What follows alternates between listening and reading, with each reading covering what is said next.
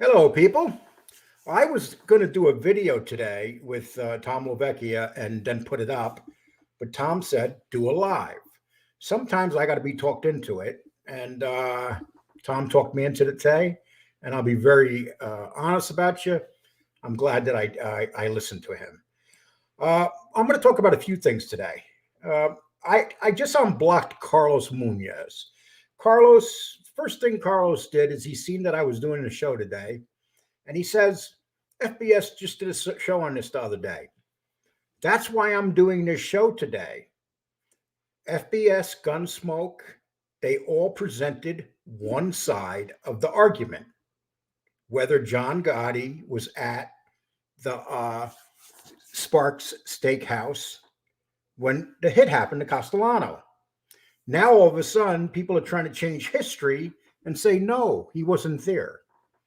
Personally, that is part of John Gotti's aura.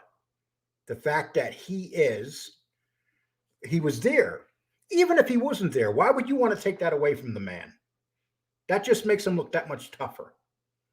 So you want to put him at home or sitting in the Bergen Fish Club and he's just waiting for them to come back and tell him what's going on? I didn't understand that one. Wayne, thank you very much. That's very nice of you, Wayne. Thank you. So let's see what I'm going to bring Tom on right now, and we're going to discuss stuff, and we're going to be honest. You guys give us some honest answers, what you think, and whether Sammy was lying. I'm going to play a couple minutes of the Sammy video where he talks about being at Sparks Steakhouse and the details, and then we can take it there. First, let me bring on Tom. Hello. Tom, how you doing? Hello, people. Well, that's kind of, I'm kind of hearing that a lot. Gunsmoke kind of mocks me, but he gets it wrong. He doesn't say people. He goes, hello there, or hello, Get it right, though, if you're going to mock me. From being mocked, I want it to be done right. There you go. Okay, I want to ask you, Tom, discussing this thing, what do you think about changing history after 30 years? About the Sparks, whether John Gotti was at Sparks Steakhouse. Yeah, so I did not see any other recent shows. I don't know, they could have represented whatever they felt. I can only give my opinion. My deep understanding, and I understand it's also in the testimony from Sammy the Bull, that that they were a block away. He had the walkie-talkie. He was going to shoot the cop if he needed to, and then they rolled by right after, and then they moved on. And I could just, give kind of like an opinion, expert or not, is your call. It was in the testimony. And, again, I know a lot of people are against, obviously, when people inform. That's, a moral discussion, another discussion for another day. But if you do inform, you really can't lie. If you get caught in a lie, there's like major penalties. And he got a great deal. So he's allegedly told the truth. So I see no reason why Sammy would lie about them being together during the shoot. And Tom, would you explain to people what happened to Gas Pipe Casso when they caught him lying on his testimony to the FBI? Yeah, so there is, there's a little bit of I guess, controversy there. So there's kind of two schools of thought. One is Casso was truthful, and the challenge with that is he totally went against or negated a lot of Sammy the Bull's testimony. So if they kind of went part and parcel with Casso's testimony, then probably about 50 guys or 35 guys would have went free overnight, including maybe even Gotti. The challenge with Casso is that they did look into some of the things that he said, and it turned out to be factually false. So it's kind of like it's like all or nothing type thing. I think a little bit he wasn't telling the truth, as well as it contradicted Sammy, and it would have been a pretty big headwind if they believed what he said. And I look at it this way. It's very important to remember. There was a part of that testimony done by Sammy where he was talking about Alan Kaiser, and he said he killed Alan Kaiser. That was in the testimony. It was Louis Miletto wasn't even in there. Yeah. So you got to remember, too, there were a lot of people at that hit at Sparks Steakhouse. And if any of those people came forward and said Sammy's not there, his stuff, he's negated. He could be sent back to prison. Yeah, it's an issue. And Well, here's the challenge, Lee. You know, John Sr., stand-up guy, obviously never talked. I don't think Mikey Scars was there. So I don't think anybody that was there spoke. So it's literally just last man standing type thing, you know? Yeah. And that's always how it is with these gangsters. I mean, there's a lot of guys out there, everybody else is dead, and they could say what they want. They got like a free pass. Yeah. And unfortunately, whether you like Sammy or not, he's the guy alive. So he's the one that a lot of people are going to believe. I'm going to put up his video and play the part where he's talking about being at Spark Steakhouse. I'm not going to do it too long. I'm just going to put it up and start it up.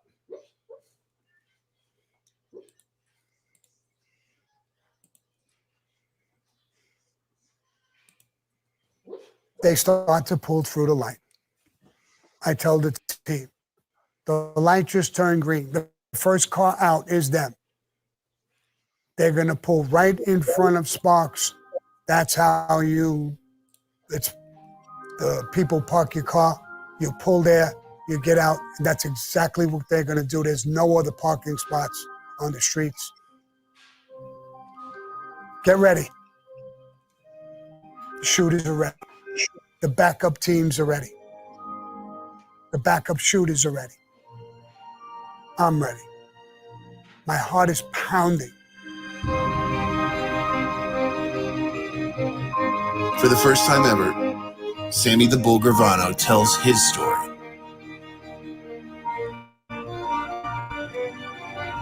This is our thing.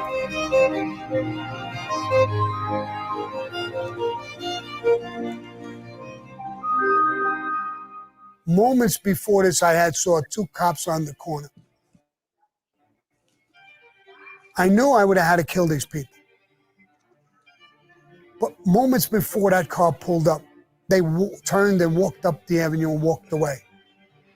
I had a sigh of relief. I didn't want to kill these cops. But I was ready to kill anybody who had any negative thoughts towards that hit team. I was ready. The car pulled in front of Sparks. The doors opened. The shooters were on them. Shots rang out in the night air. People running, screaming, falling, scrambling all over to get a wave of people. The avenue, there was lights, car lights, 10, 15 blocks down. Tens of thousands of people. This hit was happening in front of them. Hundreds of cops on every single corner. The team was moving away. I told John, pull up. Pull right past them and go real slow. The windows were tinted. I put the window down about an inch and a half. Put myself at top and looked down. Tommy Bellotti was blown away, laying in the middle of the street. Paul was on the sidewalk, laying half in the street and half on the sidewalk. He was down. I couldn't see him. The car blocked it. What do you think? Tommy's dead. I'm sure he's dead too. Pull out. We pulled out and we went to the corner. We made a right-hand turn. I turned on the radio. News 88 was.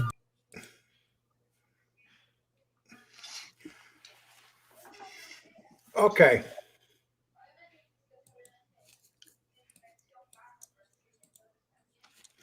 Okay. I just wanted to play that to give you an idea. And I can't play too much of it because I can get a strike, but usually under fair use. And that's what I was using, fair use there. But this anybody is editorial. Can strike you.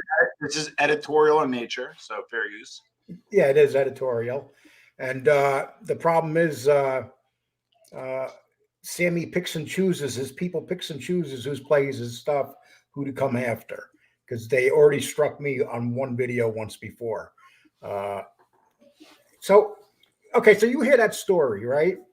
And here's the one thing that I heard, and people have to understand. I heard another podcaster say that John Gotti would never be in the car because everybody knew what he looked like. That's not true. In 1985, hardly nobody knew what John Gotti looked like. Yeah, John surprise. Gotti, yeah, Yeah. he was not recognizable. John Gotti became famous after the first trial when he beat them. That's when, and then when he started dressing. Up until the time of the shooting, John Gotti dressed nice, but he never dressed like when he became the boss. And You stepped it up. so, would you say that's correct? Yeah, I mean, so listen, I mean, again, you got to look at the facts first, and then kind of go into the subjectivity of it. The fact that Sammy has recall towards it this whole time. He did do it in his testimony. I don't think again, he got 5 years for 19 murders. Whether you agree with it or not is another discussion. So if he gets caught on a detail like that on the stand, and John Gotti was home or somewhere else, and that could be proven, that could hurt his credibility on the stand and could also negate his deal. So I it's not a slam dunk, but I got to be honest, I don't think, and I'm not knocking you for us having this show and talking about this, but I don't think it's kind of a big deal, to be honest. I think it's true, and I think there's a lot more details that are a lot more serious. I think it's part of John Gotti's legacy. It's like he was there. He was a badass. He was in that car. He didn't care. And so you're talking about the number 2 in charge, decides to be there. Well, I'm sorry, in charge of his family, not number 2. Bilotti was number 2, I would guess, right? At that time? At the time, Bilotti was number 2, which I always found, I don't know, I always found this kind of weird. And I know, I'm going to get pushed back. I know Sammy held the umbrella for John, but I just found it always odd that the underboss was driving the boss around. I don't know about anybody else. Put your comments below. I kind of thought that was a little weird in my opinion. Now, isn't it pretty normal in families to keep the underboss separated from the boss? So it's like the president and vice president. Well, no, I mean, Casso and Amuso were like, thick as thieves. They were always together. Obviously, the Genovese who did it right, they were not together. You heard Tony Salerno on tape. Very rarely, I don't think at all, did you hear Chin. So those are the ones kind of doing it right. With Gotti, I think that Gotti was not on. I'm sorry, Sammy was not on a lot of the tapes in Surly's apartment. So I think Gotti did not. They were together a lot, but they were not on caught on tape a lot. So short answer is depends. Some families, they do have them very close together, and there are some administrations where they're actually not together for various reasons. During the war, obviously, you don't want to do that because the Colombos, they would not do that during the time because you get rubbed out right there. And then also logistically with FBI, how do you establish a RICO? Much easier if you show the 1 and 2 together that are talking, especially if you get them on tape. It makes it easier to make a case. And what do you think about people saying that there were other tapes that had Sammy on them, saying things? Do you believe that? I mean, at this point, it would have been in discovery during the trial or with Freedom of Information Act or et cetera. But Sammy is caught on tape considerably less than John Gotti. And I can be really candid. I personally, and I'm pretty well versed in this, I haven't heard any tapes with Sammy on him directly that's been released. Well, there seems to be a lot of like hearsay right now when it comes to Sammy. And people know he's a liar about, he's lied about a lot of things. There's no doubt, but there's a lot of hearsay. Like, okay, there's these tapes, but there's no evidence that, okay, he wasn't at Sparks, but there's no evidence. So this is what we're getting right now. We're getting people trying to change history. Yeah, but Lee, one of the facts is, okay, so let's just say, sake of argument, you were at Sparks that day. You were Danny Marino. He didn't smoke, but you go outside for a cigarette and you see what happens. Okay, these Russian-looking guys, Russian hats, and that kind of stuff. Shoot them and run, right? But there's details that Sammy gives about the hit that nobody else can give, which turned out to be factual. So at the bare minimum, he set it up, and at the bare minimum, he had to be with eye shot to see, you know. Did any of those other people at the hit, that when they learned out who they were later, did any of them become witnesses? As far as I know, no. It's Joe Watts, I think Bobby Borriello. You got to forgive me. It's been so long, but Right. as far as I recall, no. And if you guys in the chat know anything about that, you know, some of these guys in the chat know a lot. So, you know, I don't mind hearing that, that kind of stuff. Yeah. Okay, let's see. Okay, so Tom, let's talk about your show a little bit. Do you have any nice interviews coming up? I do, actually. So I got a text her today. I'm going to have Karen Gravano on. Wow. And it's interesting. I was going to have her on with Karina, but I'll hopefully have Karina on separately. I'm friends with Karen. I know Karen. I've spent time with her. And I'll give you an example. There was a grand opening for a mutual friend. He was opening up a spa in the city. Just a long story short, a friend of mine that was tagging along was an associate. He was in the flower business. What happened was Karen actually had a flower shop that serviced a lot of the Gambino funerals and weddings and that kind of stuff. When he rolled, obviously it closed down, and then that particular person benefited from that, right? So I was really worried that like he was going to see Karen, he was going to kind of snub her, and you know, I'm pretty good friends with her at the time. He wasn't chummy, but he wasn't like, I can't go in there, I can't talk to her. He actually talked to her a little bit, and they have said mutual friends because he was associated with that family. But I would like, you'd be surprised that I was with a lot of the mob wives and a lot of those people. Hey, Darren, how are you, buddy? Darren's a good guy. There is a lot of people that were around the mob wives privately that didn't care. Like, you know, for example, Junior Pagan flipped, you know, and he was married to God, I'm drawing a blank. What's her name? Not Jennifer. Jennifer's one sister. God, Graciana, the daughter. I'm drawing a blank. I'll Right. get it back in a second. Anyway, but like they didn't hold it against her. You know, she did nothing wrong. You know, Carla, I knew all of them. And my point being is, like, they weren't really held against for doing the show. And Karen was pretty much unencumbered. I was with her in public. She never got blowback, never got anything negative.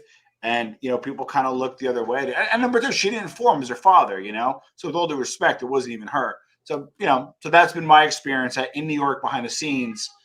You know, people don't really bother the family, you know. So were you surprised? You found out today you're going to have Karen Gravano on? No, I've been working on it. What happened was I had Sammy on. I was trying to have Karen on for a minute. She was in Arizona with her father. And Renee, that's it, Renee. Who is a friend as well. She's great. And Jennifer, who is started the Mob Wives a franchise. I'd like to get her on as well. I reach out to her. But Karen, I've been working on a minute. The timing didn't work out. I had Ramona on. So wound up having Sammy on. I wanted Sammy on as soon as possible because I wanted it to be around The Last Gangster. It's kind of funny because I thought I was going to get a bigger bump after Last Gangster. It was the opposite. His show comes up over mine, so he probably benefited a lot more. But nevertheless, I wanted Sammy on around The Last Gangster, and obviously I didn't know what The Last Gangster was about. When I saw it, Karen had a really prominent role. I texted her; she did a great job. So I'm gonna have Karen Gravano on probably hopefully this week or next week. I'm also going to have Michael Francis back on.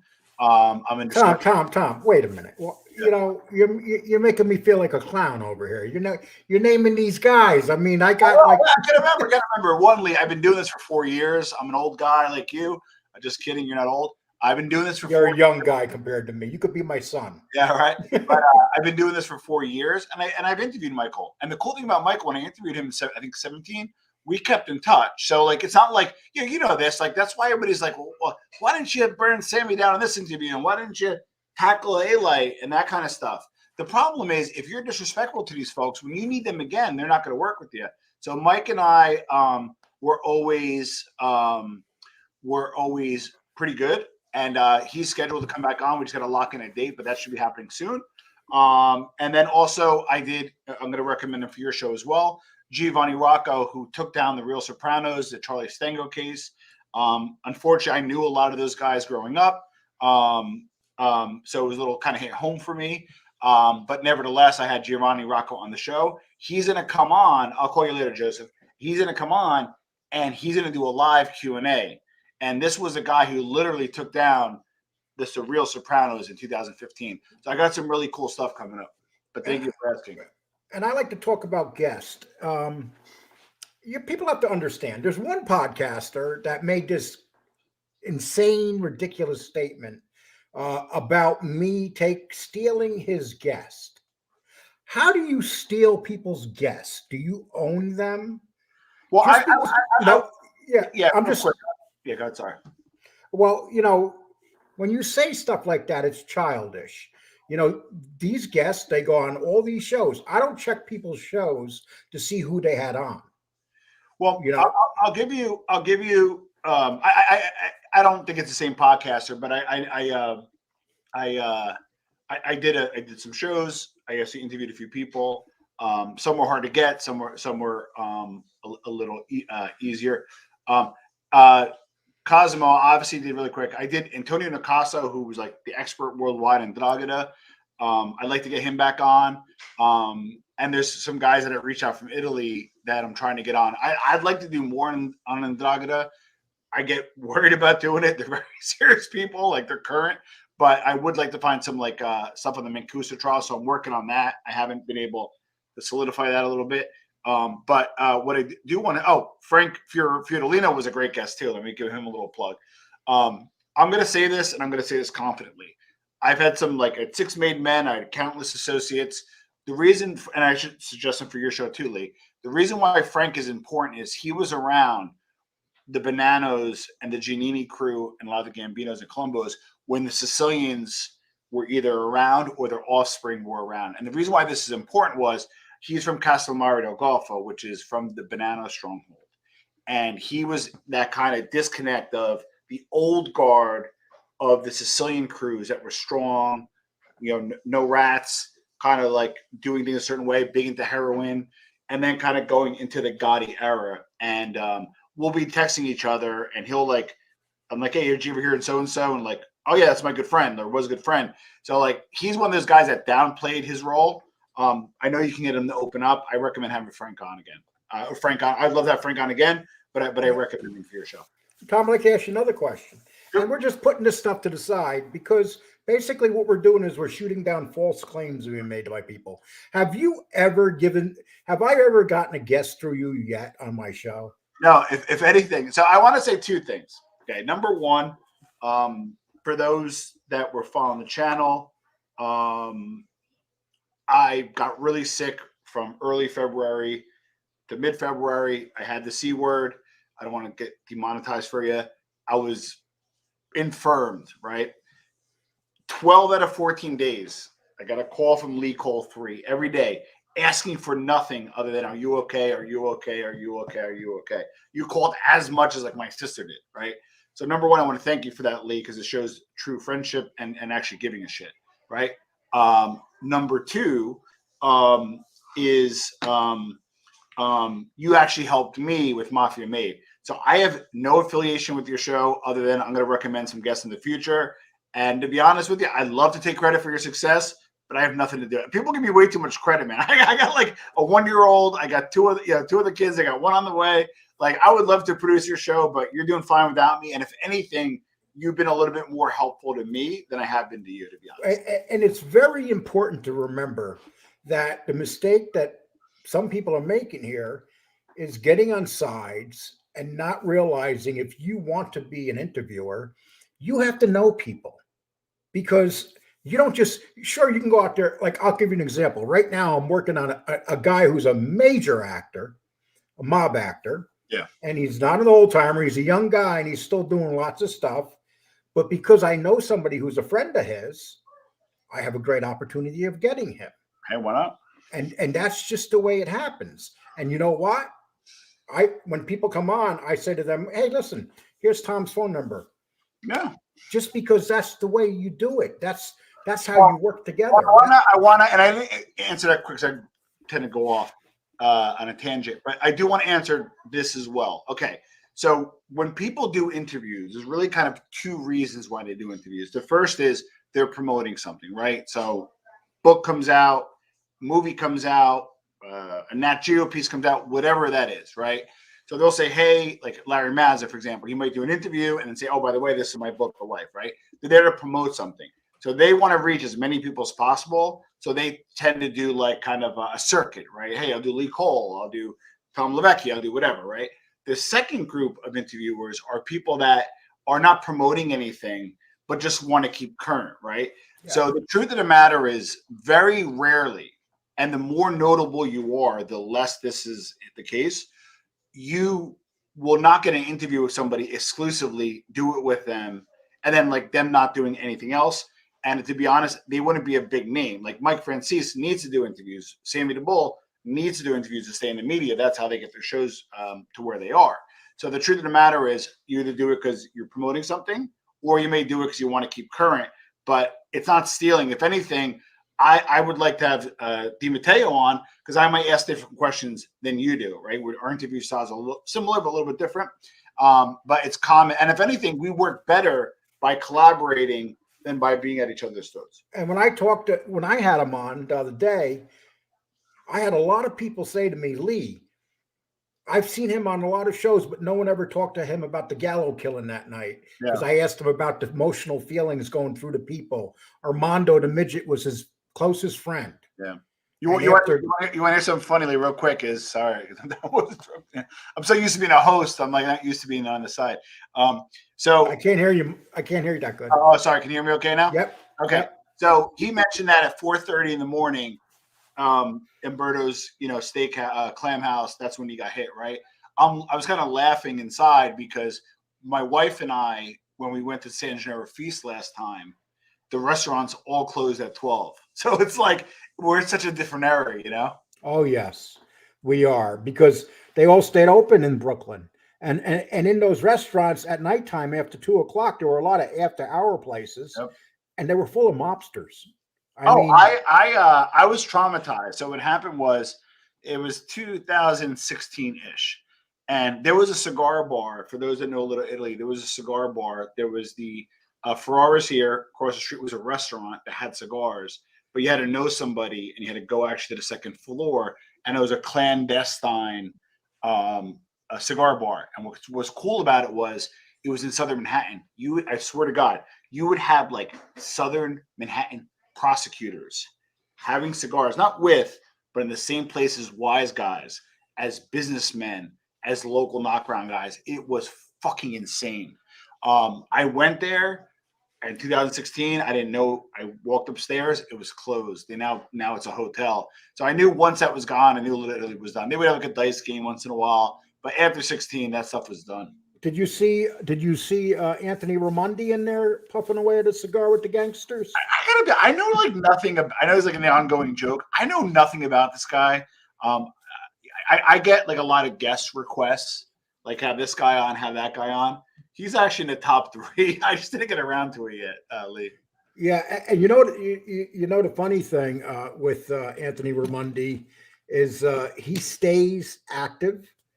He sticks to his story no matter how much he gets battered, and he gets battered. That's the only credit I give him, but to me, there's definitely stolen valor. He didn't claim to be a made guy, did he? No. Here's what I think. I think that he knew guys. There's no doubt he knew guys. Yeah. But you know what? Everybody in Brooklyn knew guys. If you lived in Brooklyn most of your life, back in the 80s and 70s and 90s, you were going to know people. Yeah. That's like a normal thing. If you didn't know people, there's something wrong with you. You bump into them. And that's that. How many times have you bumped into somebody that you didn't expect to bump into? Yeah. But it's interesting. There's a channel that I like his content. It's a smaller channel, Nicosia Connection. Have you heard of him? And he just does he's like a very button-up kid. He's into like a lot of the clandestine spy stuff, which I think is pretty cool because I like this stuff as well. But he goes in for Raimondi pretty hard. He kind of has him as like a sideshow freak that had a cigar stand. You know what? Like, I wouldn't mind having him on. If somebody has his information, send it over my way, TomandNewTheory.com. I would have him on for shits and giggles. Why not? Yeah. I had worse guests on. You know what I mean? So, well, who wouldn't have him on? That might be one of my surprises coming up. Who knows? That's Ramondi. But you know something? I'll give you an example. I had this one guy complaining on me taking his guest, but I got 4 times the views with his guest than he got. So, sometimes it's, and you know what? When I look at my numbers compared to yours, I mean, you're a monster with your numbers compared to me. I mean, Well, depends. I'll give you an example. If I do like Sammy, it shut up. Mafia Made did really well. Frank Friedolino, 4,000 views in a few days. But I'm trying to, I need some feedback, guys. Email me. I try to do some business stuff. I try to add value, show people how to make money, how to make passive income. And that stuff just shits the bed. So it's like people like shut up and dribble to like shut up and do mob stuff. So I try to, my non-mob stuff doesn't do as well, but yeah, my mob stuff tends to do better, And while I have you on here, I'm going to ask you this question, Sure. and we're going to get into this. And we're just trying to clear some. I'm not looking to pick a fight. I'm looking to clear things up. And there's been these things going around talking about people buying subs. And Tom, you know the figures. You check the figures. You've checked Nadu's figures. You see my figures. Yeah. Do you see any signs of any subs being purchased? Yeah. So first, let me address Jeff Nadu. So he, and again, remember, so like people share stuff and they don't think there's guys like me that know what we're doing. So he shared, I think it was 240,000 views. He shared, I think it was whatever 2.3 minutes is. Somebody did the math. It was 40,000 hours, whatever that comes to. And then 3,100 new subs, right? So the reason why this is all important is you take the hours and you find out the minutes, right? So the minutes were 2.3 million minutes a month, right? You take that number and you divide by the number of views, 240,000 views. So he came in at 8.8 minutes per view. Well, Tom, why does that matter? At 9 minutes of view, it shows you they're real, because a bot, even a good bot, you buy views, a bot comes in and it just gets your view and it registers after 30 seconds, right? So the good news is you get the view and externally looks great, but it crushes your average watch time. So that particular month and that particular snapshot of views at an average time of 9 minutes. Now, mind you, 9 minutes would be low. Like you or me, 9 minutes wouldn't be acceptable. His shows are only 16, 17 minutes. So having a 9-minute watch time and 16 minutes is actually good. It's about 50%, right? So that's good. So that data alone tells you, at the very least, the views are real. Now, Then you look at it and you say, okay, you got 240,000 views, right? And you went up 3,100. The range, I call it sticky, being sticky. If you have 240,000 views, about 0.5% to 1.5% will subscribe.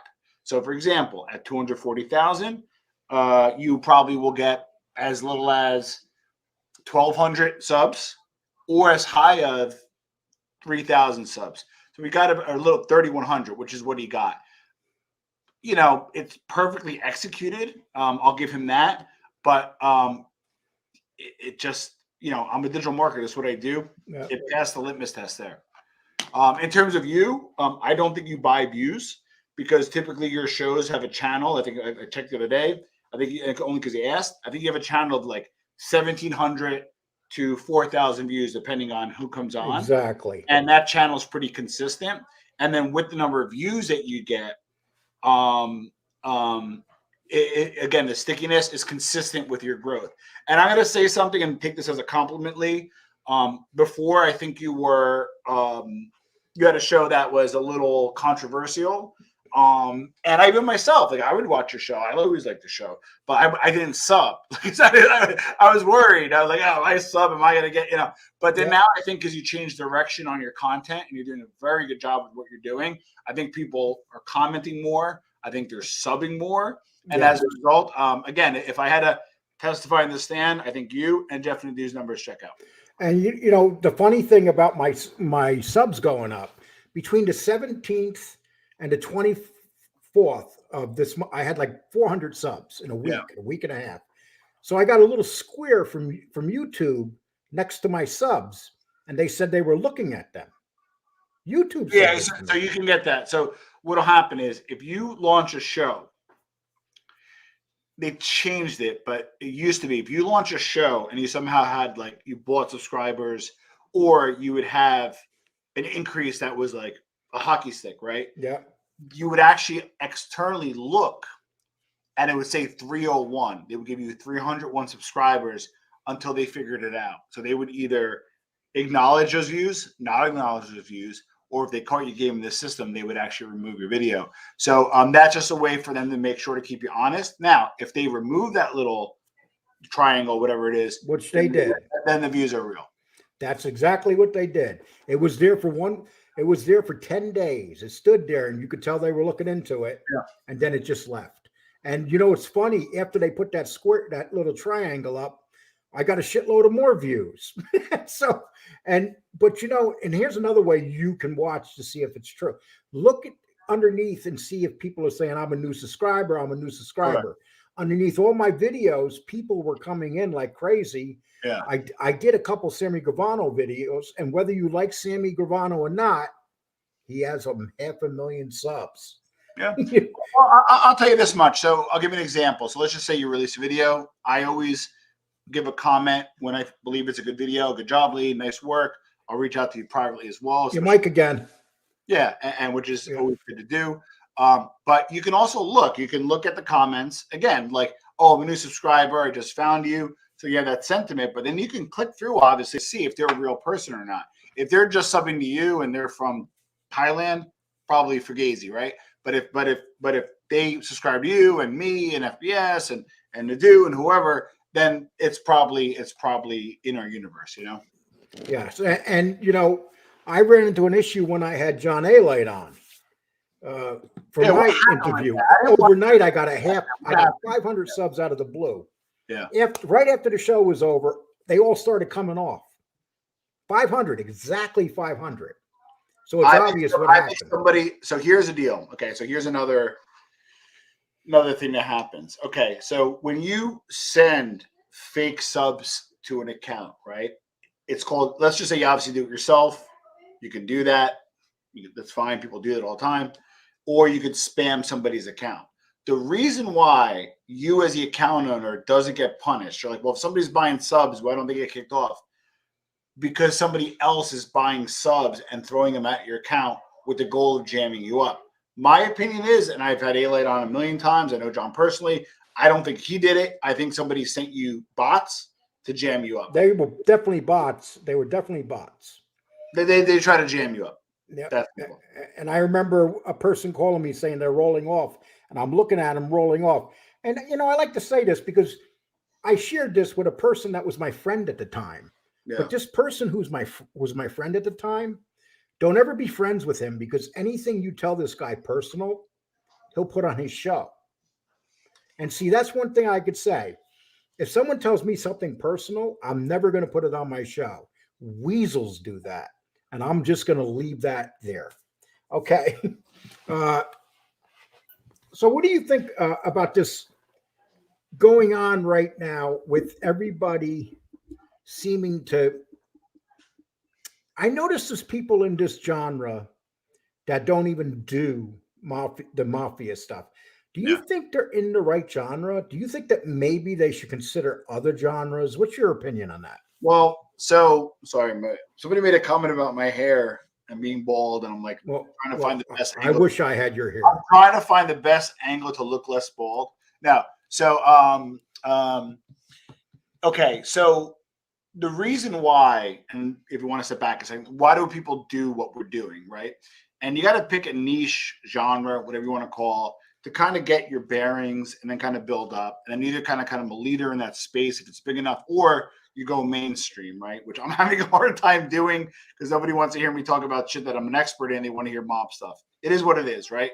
You make your bed, you lay in it, which I'm thankful for each and every sub. I'm just saying, like, I try to pivot a little bit, and the overwhelming result is we want mob stuff, which is fine. I have a ton of mob stuff for you. But with that being said, is you got to look at what you're trying to do. So if you're looking to like have a channel and grow, it makes sense for you to be, in a certain genre. for those that are in the mob genre thinking, oh, wow, I can get to 3, 4, 5, 8,000 subs pretty quickly, and then I'll go back to doing what I love to do. Well, that's why they're not doing well, because they're not talking about mob stuff, and that's why they're plateauing with their subs. If you notice, a lot of accounts respectfully have plateaued. Okay, and as just leave mob cut. Why? OC Shorts has his own style, Mafia Scope. He doesn't own this. You know, people are going to watch you whether they want to watch you or not. Nobody owns this genre. I wish Mafia Scope the best. I actually subscribe to his show, and I think he has a very good show. But there's things that I do that he doesn't do. He basically does shows where he talks. He's more like a, what would you describe OC Shorts? Well, again, there's 3 types of people in the genre. The first party guys, Panisi, Calandra, you know, so forth, the first party guys. Then you got guys like us that are interviewers that obviously do interviews and get other opinions. And then you have the storytellers, OC Shorts, Mooney Dashcam. I think there's a few Jay Coletti, a Mild Fireside Chat. So, you know, those are the 3. And now Jeff Nadeau, too, I would say. And Jeff Nadeau is interesting. He's kind of a storyteller, but he did have me on. He has some people on. So I think Jeff is a hybrid, and that's why he's growing, I think. So those are kind of the 3 buckets, right? And the reason why OC Shorts is great is he's very well researched. It's public information. He just what's that word? Curates it a lot better. The downside is if you want a first party guy, it's hard to, and more recent, you get that from an interview or you get that from a first party guy. So I am a huge James fan. Shout out to OC Shorts. He has my sub and my support. But I think you need a little bit more in the genre than just storytellers. And you know what's funny about him too? One thing I really respect about the guy, he gets about 400 or 500 replies in his, and I noticed this the other day, I complimented him on it. Yeah. He answers every damn one. Well, that's I do that too. And Me too. I get shit for it. It's weird. Because I'll like and heart. Well, why are you hearting it? It should only be for exceptional comments. No, I'm doing it to acknowledge you and let you know that, hey, I give a shit, that I appreciate you. And it doesn't hurt the algorithm either when you have, you know, more comments and likes. So there's a guy named Gary Vaynerchuk. He's like a big social media guy. Look him up. He recommends responding to each and every comment, even those trolls that give you shit. Yeah. My worst thing, what I used to do is erase a lot of those comments from trolls because it used to piss me off. I very rarely erase comments. Very rarely. I'll only erase them now as if they're totally over the top. Now I'll try to answer what maybe a debate question or something.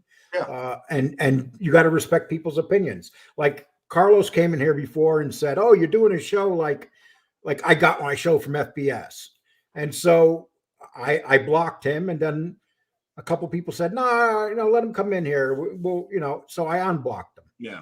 You know, but you know, it's. Well, I personally like Carlos.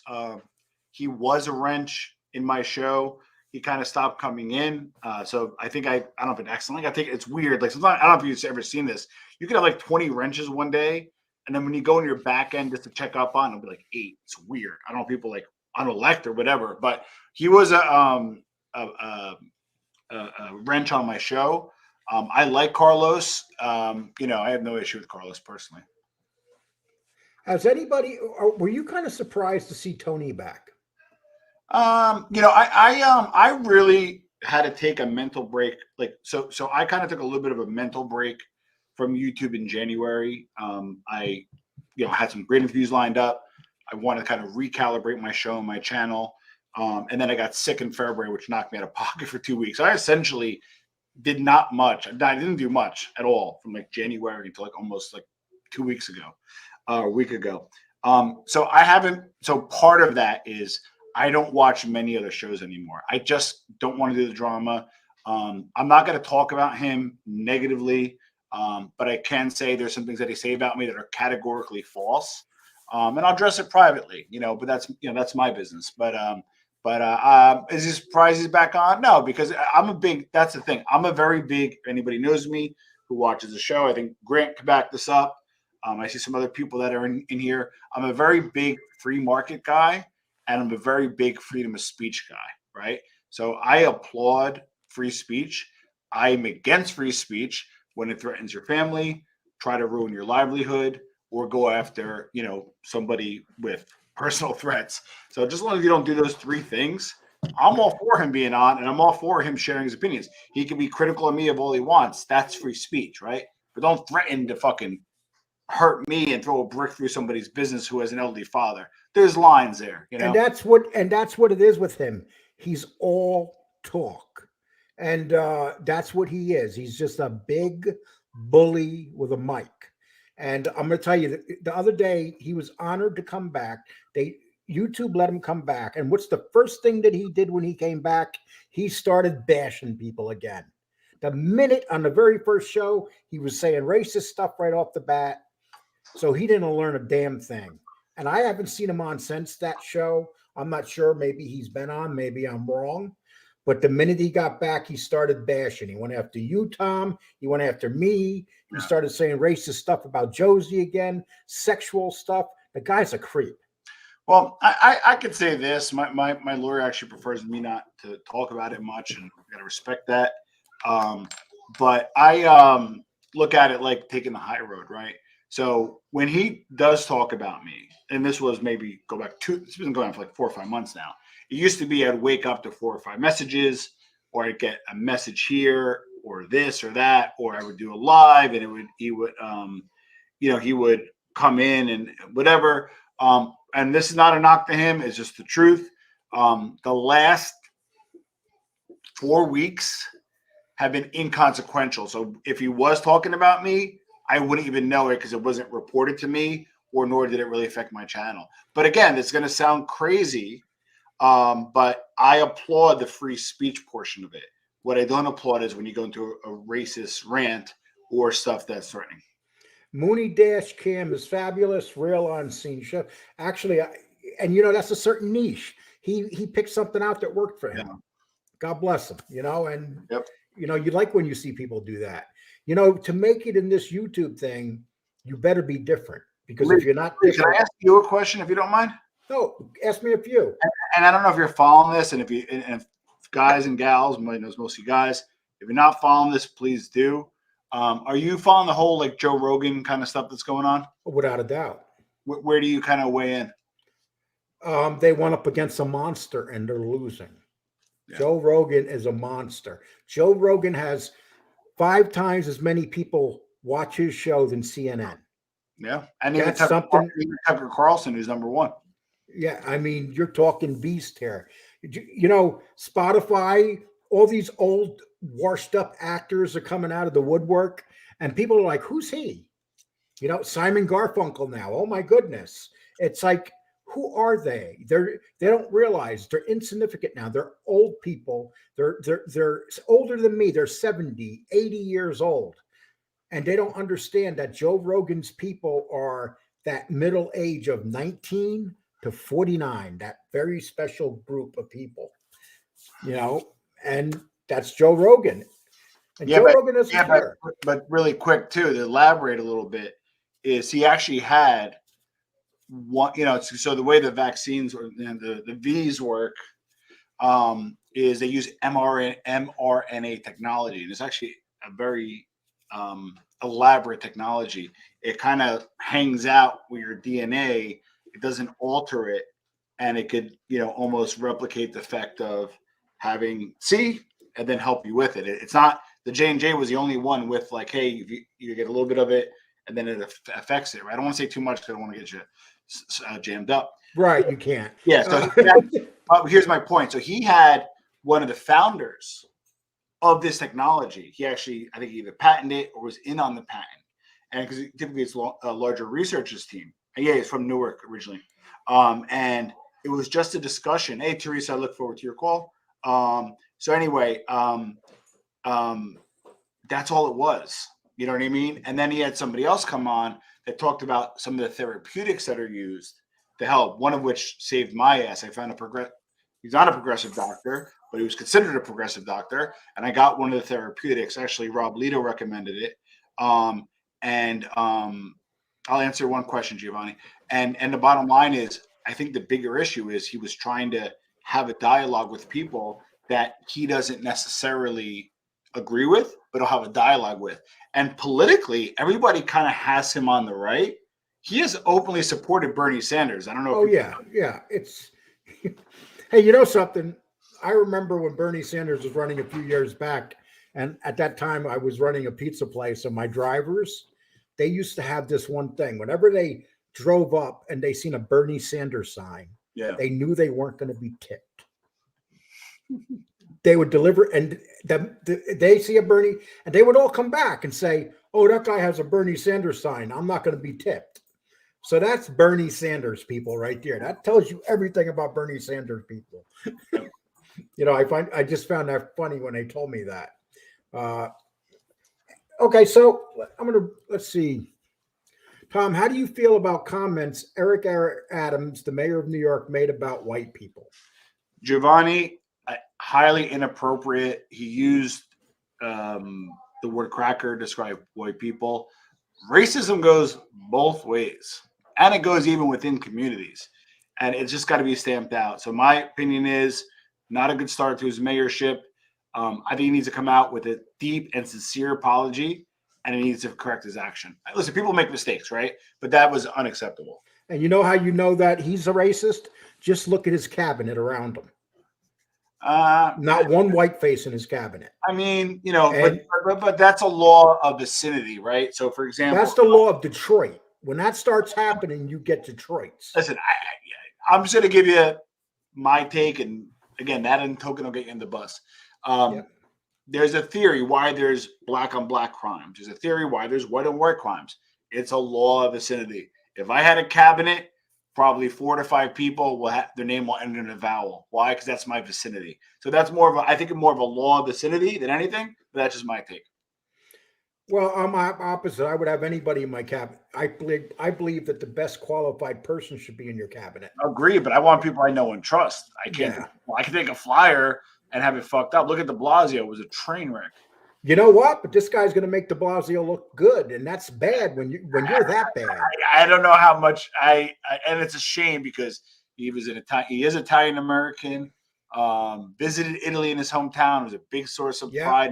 I don't think not far from where our family's from, so he's almost paisan. But he was a fucking train wreck. I'm sorry. And you know what's funny about Eric Adams? When he was running for mayor, he was acting like, you know, he was going to be there for all races, for all people.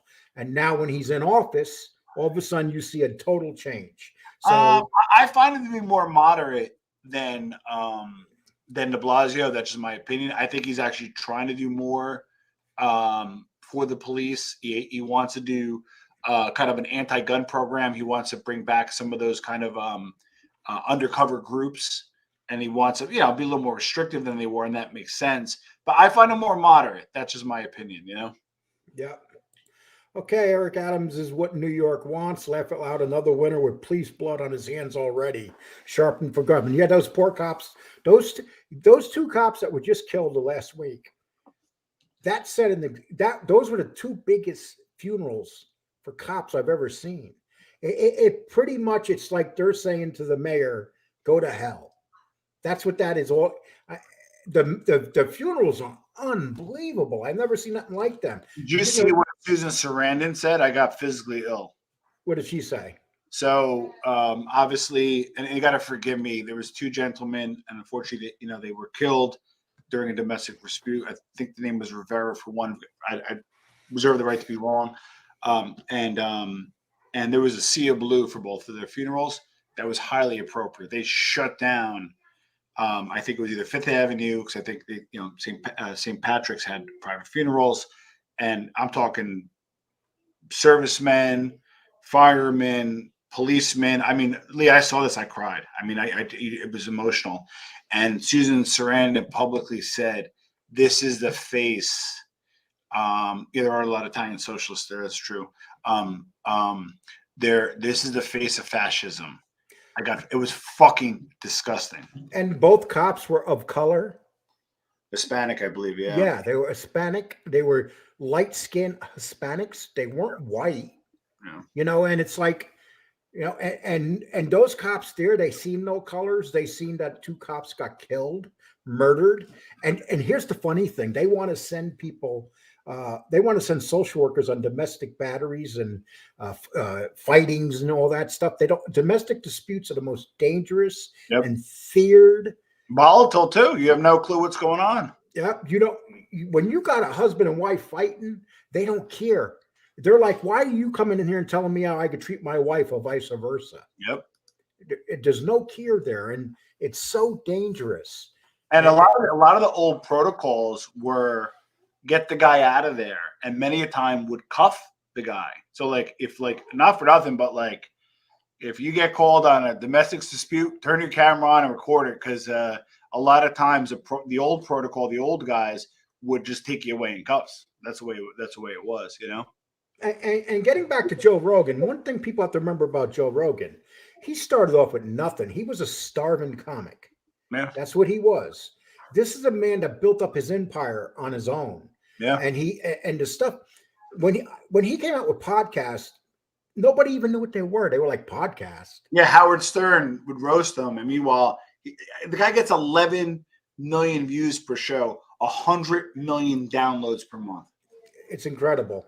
And Spotify, some shows have disappeared now. Yeah, he got rid of a few hundred shows based on it. Now, there's 2 parts of it. One part was the freedom of speech, right? The other part was a gratuitous use of the N-word, right? I think he's got some learning there. I think he's got to improve on that. That I don't agree with, because it's hard to say, well, it's out of context when it was done 70 times, right? So I just think he needs to learn from that and reflect and just be a little more sensitive, you know? This is my opinion. And in the end, when somebody's making that much money for people, they're going to be backed. Very rarely will a guy like that be taken down. He would have to do something so dramatic. Correct. You know, and if this doesn't take him down, nothing will. He's a monster, and it's a shame because, you know, prior to the Spotify deal, I would watch him on YouTube. He would have his kind of clips, and then he would have his long form, and his interviews are like 2.5 hours, are excellent, as you know. yeah. But you can only listen on Spotify, and you know, he's killing it. The guy will sit there sometimes and be so interested in the conversation. His longest interview was 4.5 hours. Wow. And this guy was like, and I like when he brings people on, nobody knows who they are. And then when they start talking, you realize, wow, this person's a pretty big thing in his industry. And he brings anybody on. But okay, let's change the fact. How about what's going on at CNN with these? Okay, so Chris Cuomo gets taken off the air. He's pissed because they won't pay him his money. Not now. He's happy. Cha-ching. Zucker being gone is going to. So he comes back and says, "Wait a minute, Zucker, who runs CNN, was telling us, okay, Zucker is in a relationship with a woman who was Cuomo's worked for Cuomo, and so they were basically the network was literally in bed with a corrupt governor, and they were doing everything they could to cover up for him." Yep. And now it's all coming back on them. And now here's the thing. The guy that is purchasing CNN right now owns 25% of it, is a huge Trump supporter. Yep. So now people are like, wow, Trump's saying I'm going to run in 2024. And all of a sudden you're like, this CNN's not going to change its whole face. Those Don Lemons, they're all going. Well, I will tell you this. Zucker's move, which he should know better, you're getting paid tens of millions of dollars to run a network which was in steady decline, right? I think nobody disagrees with that. And you know, at least MSDNC is like, listen, here's who we are, here's where we're supposed to be, right? CNN wasn't like that.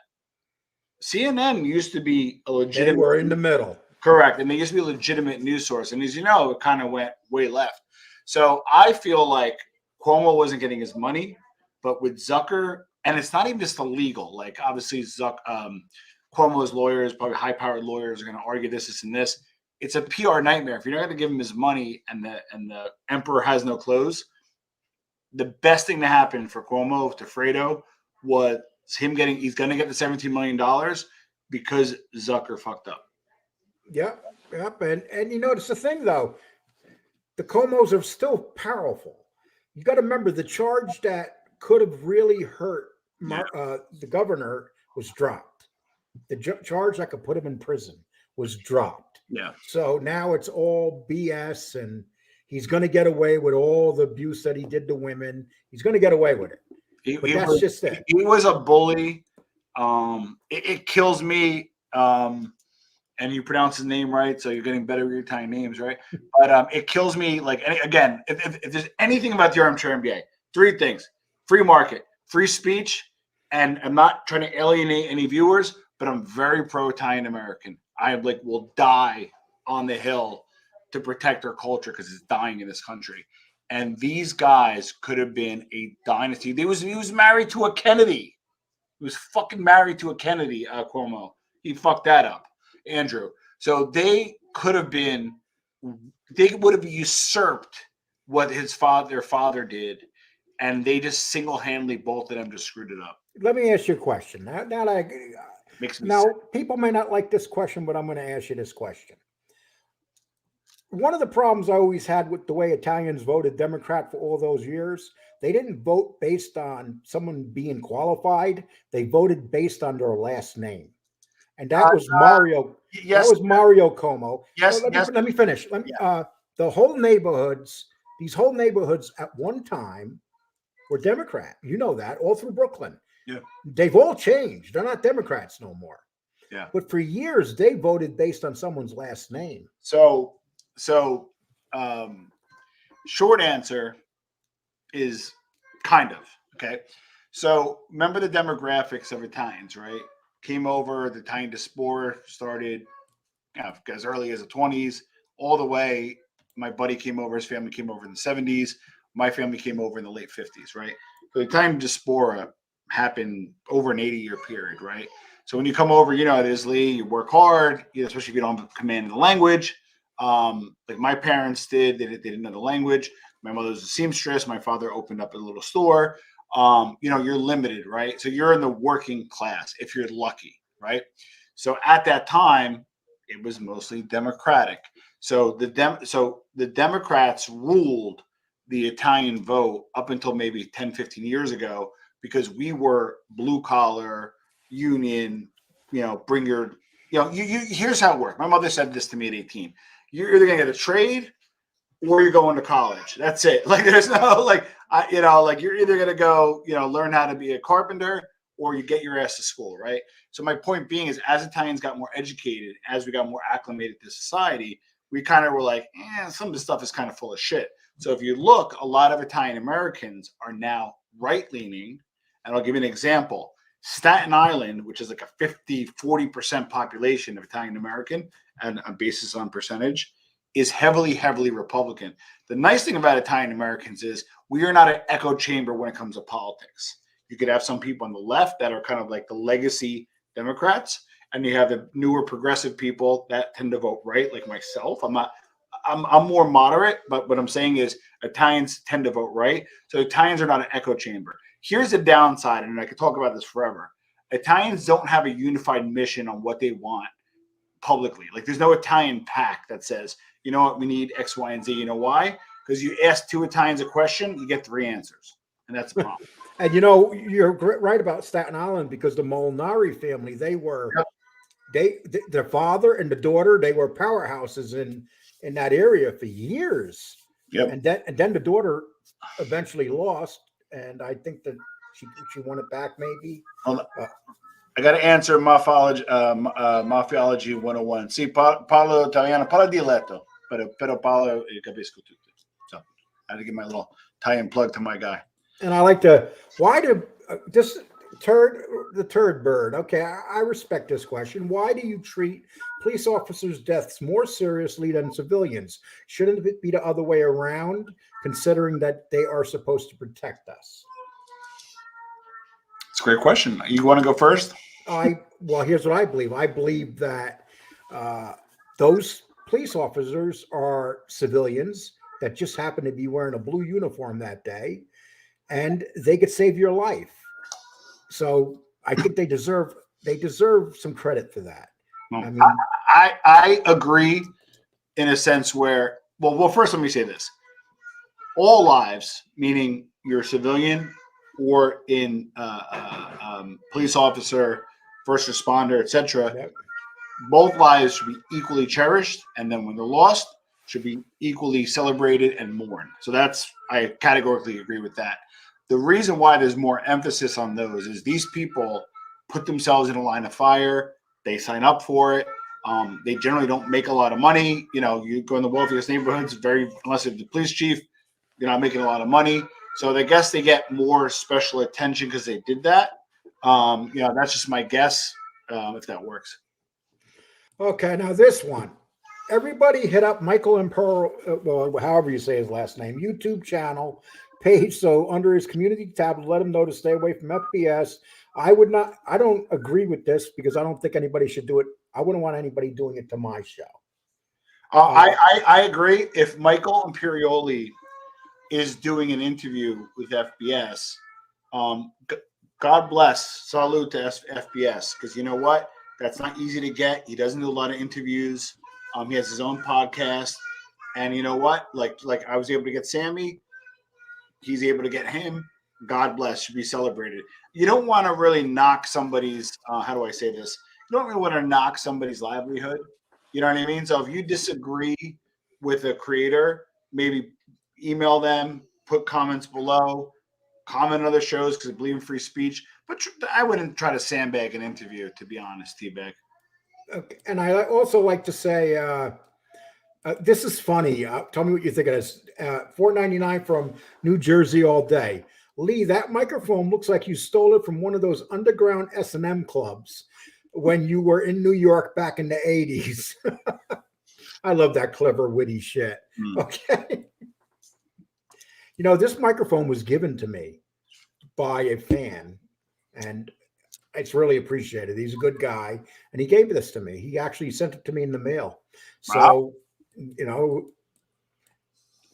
and so even he yells at me and says, Lee, get that damn thing away from your face and stuff. Okay, let's see. The suppression. Oh, no, we can't talk about that. Okay, hold on. I got to say, and I will say without saying it, that is what got me better in 3 days. Yes, exactly. Let me tell you what happened to me 2 days ago. I went to the emergency room because I was feeling like shit. Hey. And I thought maybe I had COVID. So when I went, I went in and I took the COVID test and a flu test. Yeah. And then they came back 20 minutes later. Isn't it amazing they could do that test in 20 minutes now? Yeah. So they came back 20 minutes later and said, you don't have it. And they checked my ear and seen I had an ear infection. And I was happy there because if this happened a year ago, they would have told me it was COVID. The guy on CNN, one of the reporters over there, I can't think of his name, he came out and he's very liberal, but he admitted that people that were getting in motorcycle accidents and stuff were going to the hospital. And because they had COVID, they were, even though they got there because they fell off a motorcycle, it was being listed as other things were being listed to make the figures go up. And that's fact now. People used to say that, and we used to be yelled at for saying that. And that's what Joe Rogan's trying to say. Yeah, things, yeah. Yeah, the things they used to say we can't say, now they're saying it's okay to say it. And Joe Rogan's like, so why can't I say it? It's okay to say it now. That's why it's a slippery slope. Yeah, you know something? Rogan buckled. Maybe he did buckle. If he took down those shows, he buckled. That's the reality, because there were so many taken down, and it was all political people leaning right that he took down, which is BS, if you ask me. And I'm hoping that's not the case. Only Joe Rogan knows. True. Okay. Who else could have Elon Musk high as a kite? Like, what do you think of Elon Musk? Genius. Isn't it amazing? Yeah, genius. You know, and he even stole Johnny Depp's woman. Well, just but people really kind of understand. He's not a car company. If you think he's a car company, you are terribly misguided. He is working to make electrical technology that's going to take over like traditional electricity, traditional gas. He wants to be it. So He's making it right. correct. And then he's like, well, how can I make this? He's a battery. He's going to be a battery company, essentially. So he's like, well, how do I make this battery? Okay, now I get to do 300 miles, now 900 miles, and then 1,200 miles, whatever it is. And when it gets to the point where it's sustainable and they have the technology, that technology, we're all going to have Tesla panels in our house, and that's going to power everything. And he's going to be worth $1 trillion himself. And he spent 1/100th the money that our space program has spent. He bought used parts. Huh? He bought used parts. But isn't it amazing though? I mean, and he started off with a lot of rockets crashing and stuff. Oh yeah. And now he's kind of perfected it. Well, the other part of the equation, he wants to go out there because he thinks he's going to colonize Mars and the moon. And he listens to his people too. People, they'll write to him and complain. I ordered this car. I haven't gotten his car yet. And he'll personally say, get the person the car. Yeah. And, it's little things like that. And he also got caught by Johnny Depp going to Amber Heard's house in the elevator. I don't know if you knew that. But, and people say, oh, Amber Heard, hey, at least you got to give Amber Heard a little bit of credit. She knows who to hang out with. Yeah, that's an interesting one. Okay, Trump, the same guy who made a deal with the Taliban. I don't know, Mafia Scope. I'm not going to touch that one because I know which way you lean. We'll let you stay here anyway. Okay. You know what? Absolutely right. CNN, Larry King's days were good. Yeah. I remember back during the first Persian Gulf War, everybody turned on CNN. Yeah. Remember at nighttime with the bombing and everything? Yep. Everybody turned on CNN and CNN was it. And then all of a sudden it was taken over. Yep. I just want to really quick because as a guest, I don't look at the comments as much because I'm trying to, otherwise I got thrown off. I would love to interview Leonetti. I have no clue how to get in touch with them. I could try to research it. I would love to. I do know he's a hard interview, and he may want, Scott Old, but I hope happily look into it. How would you like to interview Elon Musk? I would love to. A friend of mine interviewed his mom, and I think the one brother is like wildly successful. What was her name? I'm getting old, Lee. So he interviewed his mom, his mom, and like their family is like wild. Obviously, Elon's the most successful, but they're a wildly successful family. But I would love to interview him. Tony V, I'm sorry, I got to disagree with you. This CNN won't change. Pay attention. I'm sorry. Sooner or later, if you have a corporation that's not making money, you have to make changes, and it happens. If you look at the history of companies in general, sometimes they'll fight it, but sooner or later, you got to remember they literally fired their number one guy. They fired Como for something that he did, and he was their number one guy. So I think they're going to change it. Maybe, Tony, maybe you're going to be right. Who knows? Thank God we got Biden. Oh, I don't even want to talk about Biden. He does. I don't even like saying his name out of my mouth. He's like this. He's like a running joke. He's not even in charge. Oh, teabag. Okay. I got to catch up here. They get on my case because I don't catch up in my chat room.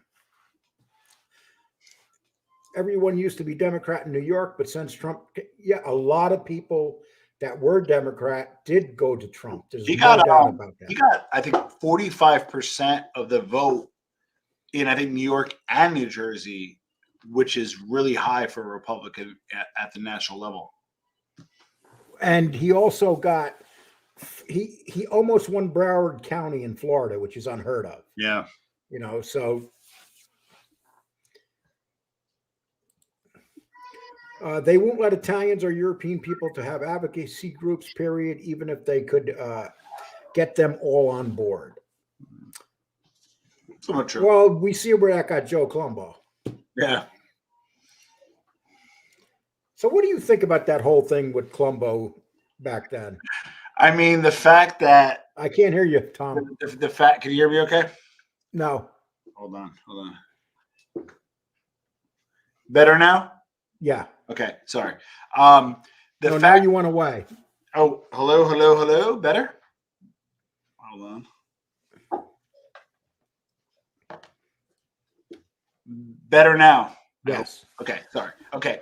So the fact that like a sitting mafia boss is ahead of an Italian civil rights league is just like categorically wrong. And it set us back even back then. And listen, the truth is, Lee, like even in New Jersey, New York, 1 out of every 10,000 Italian Americans are involved with Cosa Nostra. Literally 1 out of every 10,000, and some of those won't even lie about it because I think they're cool. So like to me, there is like a dichotomy or kind of like 2 parts to it, right? You have an Italian American, and then you have obviously Italian American experience, which if you're in Italian American community, the mafia is always going to kind of come in. There may be a cousin or an uncle or somebody, right? But yeah, that really kind of jammed it up. I had the head of the NIAF, it's a National Italian American Federation Foundation, on my old podcast. I'm friends with him. He's actually a client. We work like No Columbus, some Columbus organizations. So I do think there is hope for Italian. It's doing it again. Your mic. Oh, better. I cut out. Did I? Am I okay, guys? If you could just drop. I'm still doing it. But I think they hear me though. Hold on. Mm-mm. Better now. Yes, but it was. I'm not going to move. Now it's not. Oh my God. It's your mic. Hold on. Let me. I'm going to jump out and jump back in. Hold on. Okay. Okay, people. Let me read some of these comments while we got them. My grandpa lived in the sewers in Sicily as an orphan. U.S. gave him wealth. He returned home to Sicily, proud American. Better now, Lee? Yes. Thank God. Sorry, guys. Hey, have you been watching that show, Gomorrah? Love it. Just finished season 5. Highly recommend. I'm on season 3 right now. Love it. Okay, can I ask you a question? Did you call the Camorra a street gang? I can't hear you. Did you call the Camorra a street gang? No, I'm not the one that wrote that article, but I understand what he meant by that. Well, here's the There thing. are street gangs in the Camorra. Correct. But the reason why he may conflate that, but it's just untrue, is the Camorra is a very flat organization. It has all like Picciotti, which is like your, what's the same word, but you have your guys, right, that are on the street. They're big into drugs. That's their primary business. There's not like a capo, consigliere. It's really just kind of your street guys, and they all report into a local boss, and they control the area by clans. Very, very big money. Very, very strong. They're killers. There was an actual guy, and you can look him up. Again, I forget his name, that he lived in Dubai at places for $4,000 or $5,000 a night. He was worth $100 million. He was getting coke from South America and selling it to other Italian organized crime figures. So the Camorra is not a street gang. That's not what the article said, Tom. The article said the gangs in the Camorra are like the gangs in New York. Like was the key word. Oh, okay. Okay, and that's people need to, and I'll put his stuff up against anybody's stuff because. Do me a favor, email me that article. I'd love to check it out. It's on my website. You can read it anytime. And also, there is some truth that the way they are locally on the street level, they are gang like in that sense. And basically, what he meant is like how I'll give you an example: Bath Avenue, how Spiro got those kids to do his dirty work. Yeah, that was a street gang. Those were, and that's what the Camorra does. The Camorra does. They get these young kids to do their street work. There's a little bit of a difference, though. They have them doing hits on motorcycles.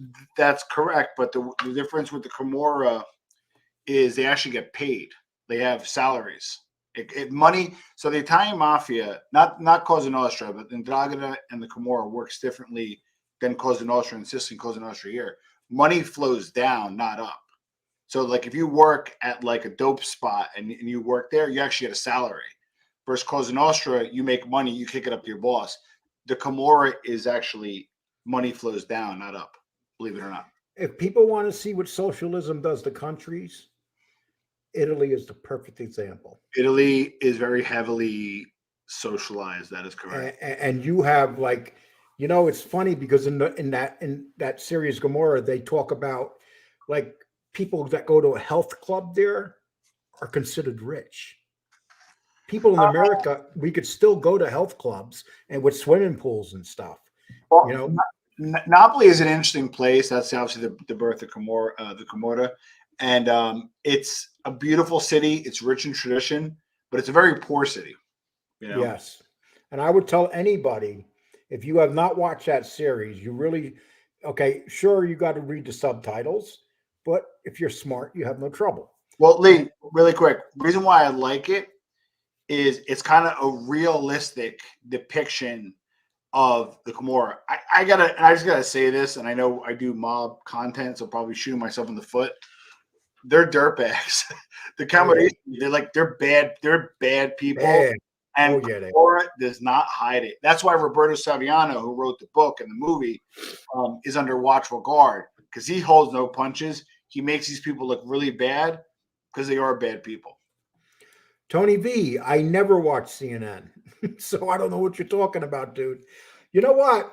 I don't even watch Fox. I watch Tucker Carlson, basically, and I love Jesse Waters. Laura Ingram, like Laura Ingram, don't lie. No, not really. And Greg Gutfeld's a phenomenal genius. The Five. Yeah, The Five is a great show, but that's it. I don't watch those other shows. I don't even watch Sean Hannity because he's kind of a phony. So, especially some of the stuff he's been caught doing, especially behind Trump's back. But that's all I could say about Sean Hannity. Interesting.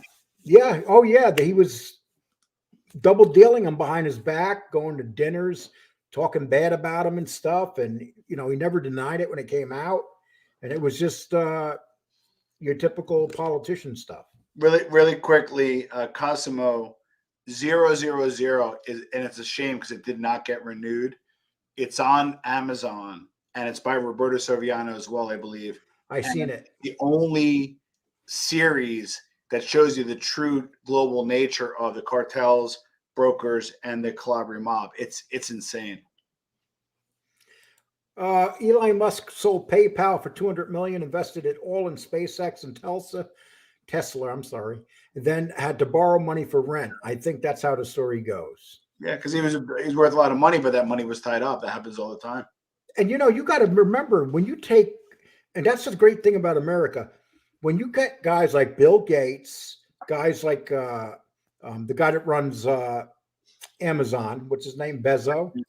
Those guys were all poor guys. Gates was from a typical middle class family.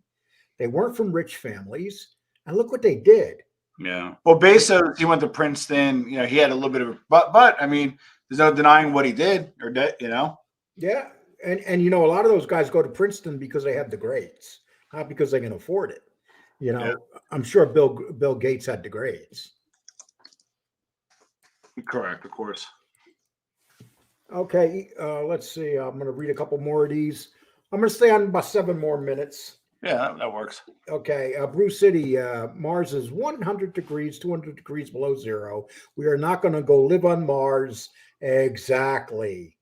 But you know what? You never know what they're going to. If somebody told you, well, Tom, you're a lot younger than me. If somebody told me back in the 70s that they were going to invent this little thing you could put in the kitchen that could heat your food up in 1 minute, I would have said, what? If someone told me that you could put a computer in your pocket and walk around with it, yep, I would have said, what? We never know where we're going to go with the advancement of stuff. It's incredible. Yep. And being my age, I'm very lucky because I remember when we had none of this stuff, and now I see this stuff. People my age lived two lives. We literally lived in 2 different lives. It's just amazing what they got. And don't you think, Tom, these inventions that they even just, growing up in the 80s versus now, like they have these like smart fridges. You have your milk, you have your eggs, you have whatever, and you do nothing. And it automatically will reorder your milk when it gets low and your eggs. And I don't know if they extrapolate like assumed use, or they actually use like sensors to see how much milk is left. But they'll reorder your groceries based off of what's in your fridge. It's insane. You know, here in Texas, people rather become head of the railroads than become the governor in Texas. There's so many railroads. To becoming the railroad commissioner is like the most powerful job in Texas. Interesting. But I'm going to tell you one thing about the railroads in Texas. When I see these old shitty countries like Italy and stuff that are all impoverished, but the trains go 1,000 miles an hour, well, that's exaggerating a little bit. And then you look at the train system in the United States with all the money the trains we're make. behind. In Italy, you can be in Rome to Naples in like 2.5 hours in luxury. It's for some reason they invest in trains and infrastructure more than we do. It's weird. Can you imagine we just spent $3 trillion, what, $6 trillion in the last 3 years, and not a dime of it went into our railroads? Nope. And it would take how much money? Probably $100 billion to put us in all brand new trains, high speed across the country. That simple. Why do you think, Tom, they don't want to do it? For some reason, Americans don't value train transportation, right? So like if you're going to go to Florida and you're in New Jersey, it'll take, I don't know, 3 days or whatever. And back in the day, you would go, you'd be in a dining car, the food car was an experience. For some reason with cars, you got your middle kind of transportation, and then planes, because they're so cheap, it kind of made trains obsolete. So as a result, people just they don't even think to use train transportation. And it's not cheap either. It's probably cheaper for me to fly than it is to go on a train, believe it or not, and take a lot more time. But people don't realize that trains is what pulls everything across this country. Well, I mean, if you're here in Texas, there's train yards running through this little town I live in. Train infrastructure for freight is undeniable. That's why the issue with the truckers, if the truckers kind of do here where they do in Canada and they shut down, we're fucked, because you need to get the truckers to get to the trains. That's why Warren Buffett invested heavily in the train infrastructure. Our train infrastructure is a backbone of this company on the freight side. On the commercial travel side or human travel side, not as much, you know? So let's talk about that real quick. What do you think about this whole trucker thing going on? I mean, it's interesting that it started in Canada, not the U.S. We're supposed to be land of the free, home of the brave. Over there, Trudeau's an interesting guy. He's doing some interesting things. I don't agree with a lot of his policies. I'll leave it at that. I don't want to get too political, because then he can't be seen in Canada. But I can tell you that I think that's I always say this. I may not agree with what you're saying, but I'll fight for the right for you to say it. Now, I actually agree with what they're saying, a lot of it or most of it. So I applaud what they're doing, to be honest. So can you imagine in Ottawa, the police are going around taking gas away from the truckers? Hundreds of gallons of gas. They're literally stealing. They're stealing the gas that the truckers purchased with their own money. They're stealing the gas. And they were trying to make the protest non-peaceful. And there was a guy that was like, we had like 2 arrests out of like thousands of people. And the 2 arrests were maybe somebody who was drunk.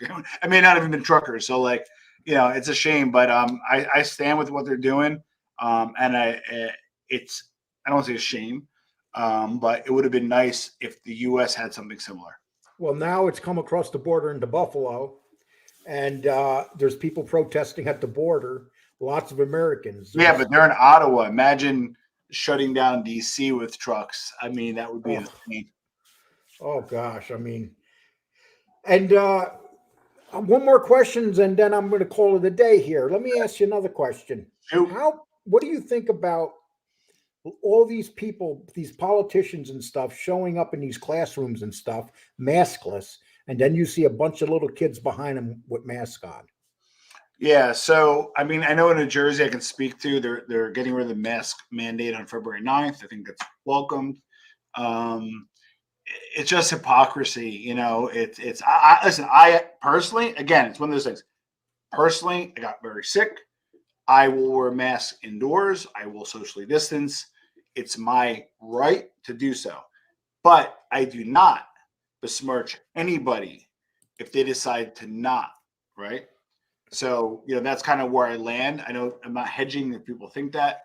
My personal beliefs are one, but I also believe people have the right to do what they want. And I think it's hypocritical. Like AOC went down to Miami and then got COVID. Got C right after when she was maskless, you know? Yeah, and I like to say one thing too, that is really disturbing. These generation of children that are forced to wear this thing on their face are going to be all screwed up. I mean, mentally, what it's doing to these young children, it's having such an impact on them. I mean, Well, that's why the school mandates. Thankfully, again, I can speak for New Jersey. At least tomorrow they stop.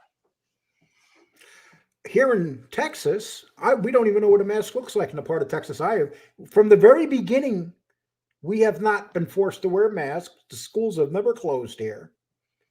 And we have very few cases. Yeah.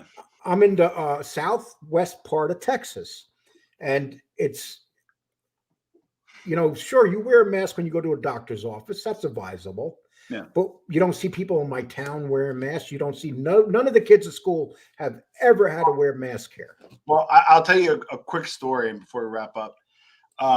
I wanted our daughter, there's a school, or was a school, we'll get that in a second, called Let's Play in Italian. You go, you have your daughter or son, and the mother, typically more moms go, and they play in Italian. It's a way for the kids to learn Italian at a younger age, and they play in Italian. So I give a call. An Italian woman owns it, obviously. And we're talking, right? I'm like, hey, I want to send my daughter, blah, blah. She goes, oh, we're virtual. I'm like, oh, okay. I'm like, but I can't wait to open back up and go to your place that's down the street. She goes, I don't have that anymore. So what happened? She goes, I had to close it down with all this stuff.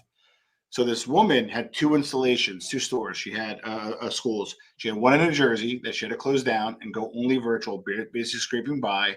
And she goes, she has another one in Florida that's 7 times the size that is prospering and killing it, right? I'll get to the stock market in a second, and killing it, right?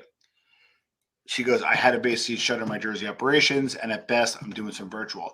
So just take a person, has 2 businesses in 2 states, and has 2 totally different outcomes based off of political environment.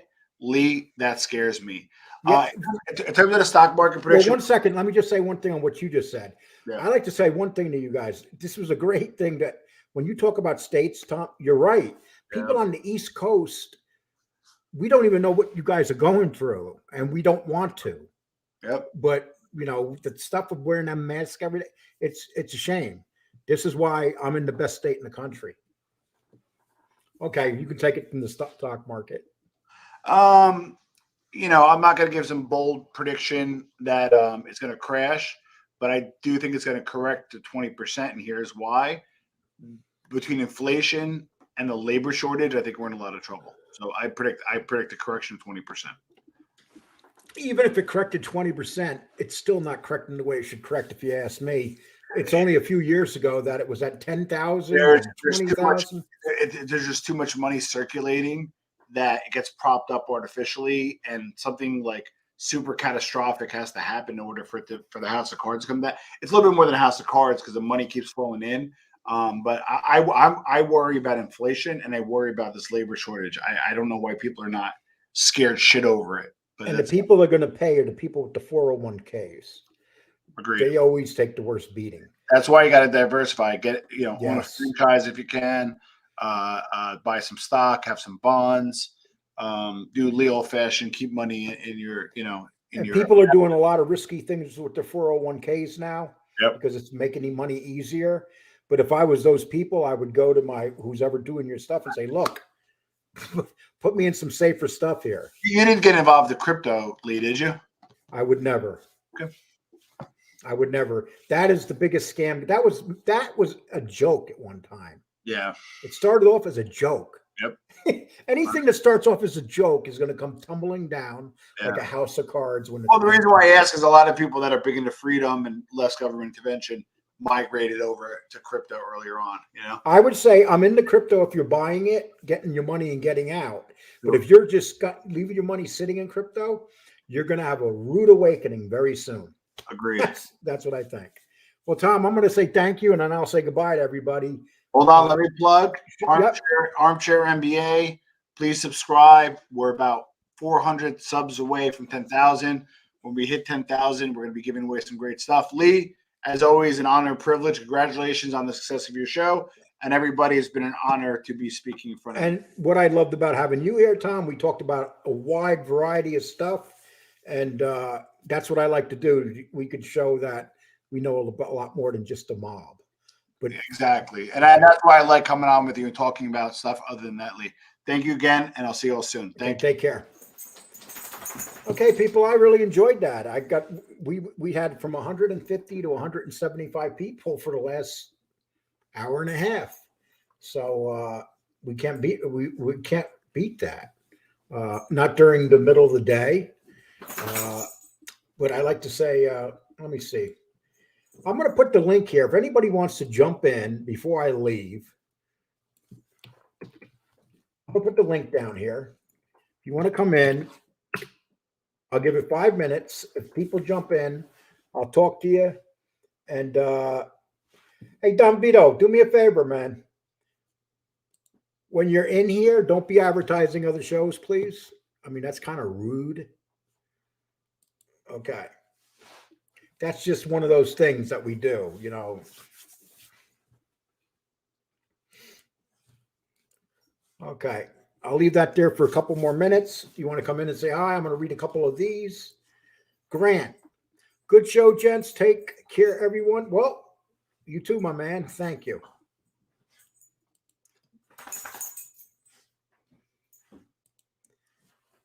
How would the military work if the states break apart? Actually, it would be very good here in Texas because Texas is self-supporting. If Texas actually broke away from the United States, it has everything it needs to survive. A lot of states don't. Hey, how you doing? What's up, Lee? Hey, I'm back, brother. You're back on. Yeah, I man. like I like that big window behind you. Oh, yeah, it's just a window to my backyard. That's it. Yeah. What'd you think about that UFC Saturday night? Oh, I loved it. You know, it's I loved it because one, they gave it to the people for a good price, almost free. Yeah. Although it was free. Wasn't it on ESPN? Yeah, it was on the ESPN Plus app. Yeah. I actually think this weekend's fight's going to be actually pretty good. They got Assanio against Whitaker, a rematch. Yeah, yeah. Who's your pick on that? It's hard to go against. I mean, the way he knocked Whitaker out so easy that first fight. Yeah. And I think that it'll get to him again because of how long his arms are and stuff. Yeah. Yeah. He's not a stationary target, man. He's just moving around constantly. He's a tough guy. Bender, man. He moves with the air and shit. He's good, man. I want Whitaker, but if I had to bet it, I'm going to go the other way. I'm going with Adesanya. Absolutely. Yeah. Yeah. But, man, he's such a good fighter, man. There's only one person that I think can derail him. Maybe Vittori. And there's another guy that he's had one fight in the UFC, and he's a BMF, man. I think he could take Adesanya down. But yeah, I'm looking forward to the fights coming up this weekend too, man. There's some good fights on that card. I don't know the entire card yet, but yeah, looking forward to it. Jeff, where's your shirt, man? You don't show up here. Hey, Lee, since there's other content creators that are doing karate and other stuff at the gym, you know, and my body's been getting better and better, I'm going to start showing off too. No, I just want to say real quickly, congratulations on a job well done. Your show's trucking along. You're kicking ass, man. So thanks for, good job. Keep it up, all right? You've been one of my longest supporters. I appreciate that. Take care, my man. Boy, I was saying, I seen him without a shirt. I said, I hope he's not in a tub. He was. It's a good thing he wasn't getting the underwater cleaning. Anyways. Okay. I just want to read it. Hey, Lee, I'm new to the show and know you're a Yankee fan. Gerald Williams passed away from cancer. Oh, I didn't know that. That sucks. Yeah. Guy had to be fairly young, too, because I remember him. Cancer's a bitch, man. Yeah, it sure is. I tell you, it doesn't matter how modernized we get. You never know when you're going to get sick.